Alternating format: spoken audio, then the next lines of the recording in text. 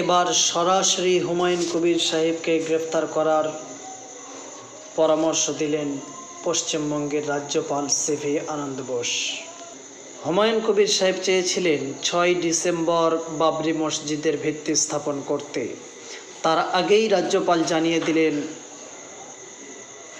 6 ডিসেম্বরের আগে যে কোনো প্রকারে মুর্শিদাবাদের ভরতপুরের বিধায়ক হুমায়ুন কবির সাহেবকে যেন বন্দি করা হয়। তানার যুক্তি, যেভাবে তিনি একের পর এক মন্তব্য করে চলেছেন তাতে আইন শৃঙ্খলার বিঘ্নিত হতে পারে। প্রয়োজনে রাজ্য সরকারকে গ্রেফতার করার পারমিশন দিয়েছেন। যদি রাজ্য সরকার গ্রেফতার না করেন তাহলে তিনি নিজেই সেই ব্যবস্থা করার কথা বলেছেন।